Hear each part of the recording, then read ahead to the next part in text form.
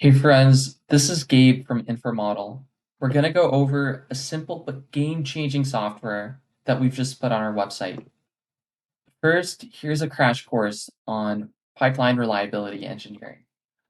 There's tools like this called inline inspection tools or ILIs or pigs that go through pipes and detect dangerous anomalies.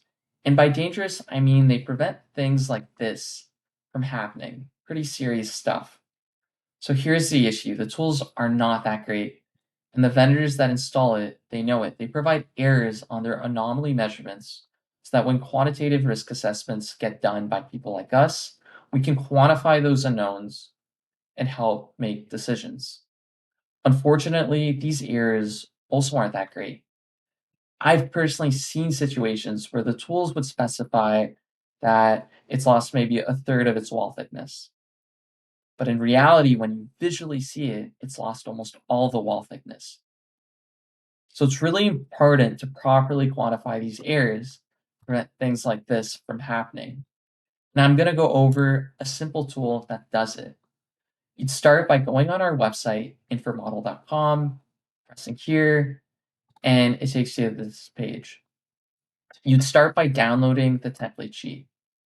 I've already filled it up with data, and we're going to go over a very possible case. So here you see your data. These IDs specify the anomalies. This is your ILI or your inline inspection measurement value.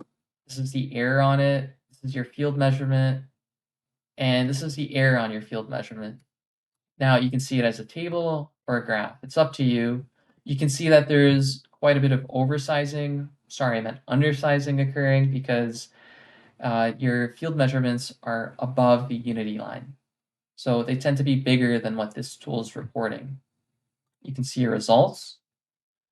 What here happens is a level 2 and level 3 engineering assessment by API 1163. So it's an engineering assessment done in seconds.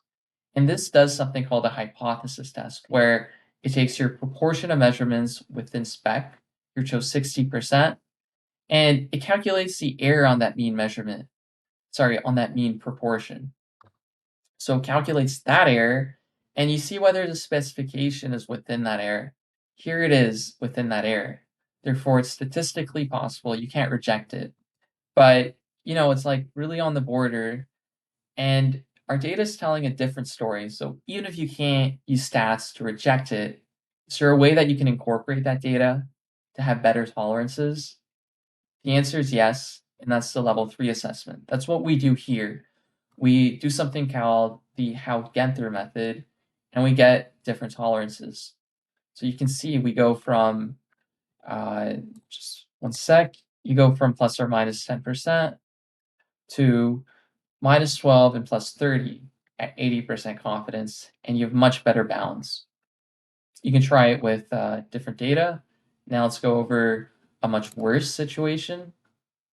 So you can see your data as a table or as a graph, and you can see that there's massive undersizing occurring. The data is terrible. And to be honest, it's pretty realistic too, from what I've seen in industry. And you can see here that new bounds get calculated, and it does a much better job at calculating that data. Again, you could do the same thing, but with much better data. You can see it's almost all on that unity line, and you can see that the bounds are now much smaller. So we highly recommend that operators use our tool or any in-house tools to validate inspections, especially when there's a lot of field validations available. We believe that this is one of the easiest ways to help our industry have safer and more reliable energy infrastructures.